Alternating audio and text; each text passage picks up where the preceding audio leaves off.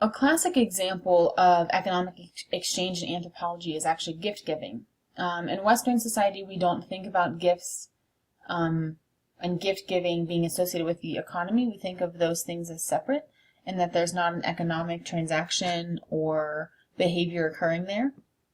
But gift giving actually involves a lot of economic aspects, one of the most important being reciprocity.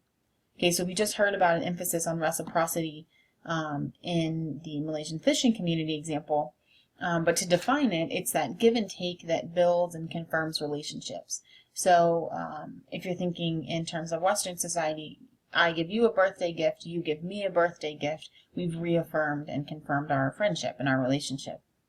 Okay, exchange is just this transfer of things and gifts between social actors. This happens in every single society that we have ever studied that has ever existed. It's one of our few cultural universals. So exchange of objects or things is a cultural universal. And like we just said, it's important in economic concepts because of it creates and builds these relationships. And we're going to be talking about the gifts place in the economy through two examples, classic anthropological examples here. So the Tribune Island Kula ring, this was studied by Malinowski, and take just a quick second there and think to yourself, Malinowski is the father of which theoretical perspective? I'll give you a few seconds to think about it.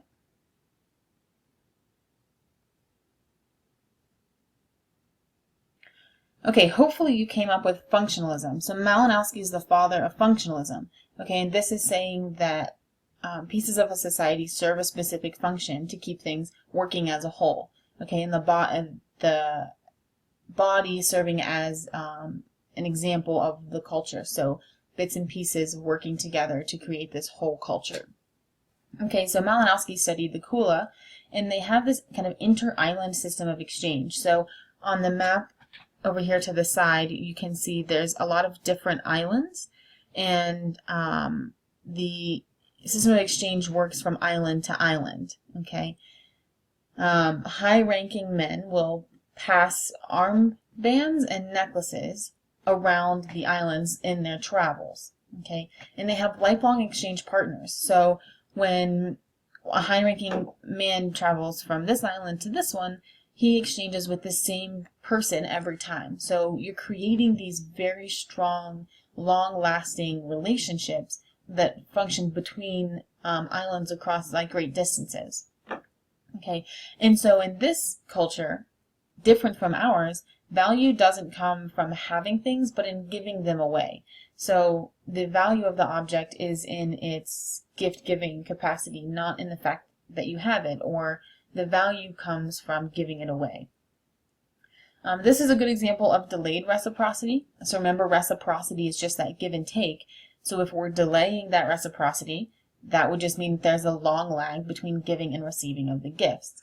Okay, so when we have the same man traveling from this island to the next, he takes something. There isn't an exchange that happens right then. So he's giving, and only when the man travels from his gift-giving partner travels from here back to his island, whether it's counterclockwise or clockwise, then he will receive his gift in return.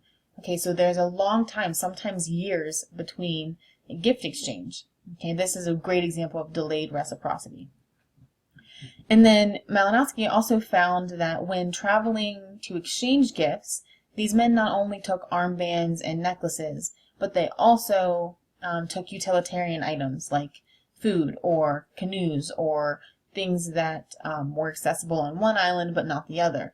And so the exchanges really functioned to enhance individual status, right? Because the value comes in giving something away, but also to distribute goods to people that they couldn't get on their home island, or they didn't have access to, or didn't know how to make.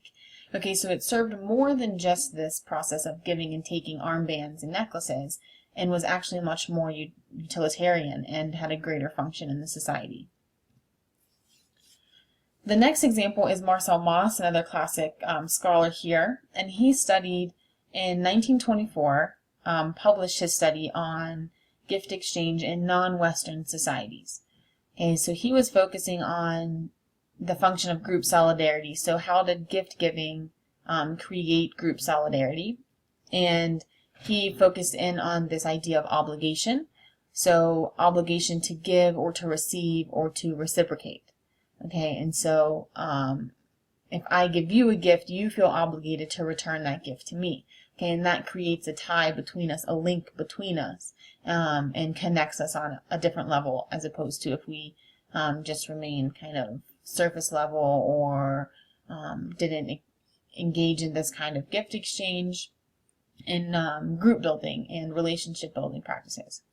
Okay. He also found that gift giving is very spiritual and that an object can take on the identity of the giver. And this might give us a hint as to why getting rid of objects can be very hard. So if, say, your grandma gave you an object that you hate, but you can't get rid of it because it came from your grandma, it's taking on kind of her identity and representing her in a symbolic way. And so another way we can think about this is a dress that was worn by Marilyn Monroe sold for millions of dollars, and it's a simple dress that probably cost a couple $100. But because she had worn it, it kind of took on her life force, if you will, and became something more because it had been hers, and it kind of took on her persona and her identity and personality a little bit there. All right, continuing to talk about reciprocity, this gift exchange helps to create and maintain social boundaries or group boundaries. And so these relationships can dictate the type of reciprocity you engage in. Okay, there's 3 types there: generalized, balanced, and negative reciprocity. Generalized reciprocity is when you give something without expectation of return. So you give a gift with zero expectation that that person will ever return that favor. Okay. Balanced reciprocity is giving with the expectation of an equivalent gift or favor. So like a birthday gift would be a great example. So I give you a birthday gift. It's expected that you will return that when my birthday comes around. Negative reciprocity is the attempt to get something for nothing. So you are bartering, you're trying to receive a gift or a favor without ever having to give anything back. Okay.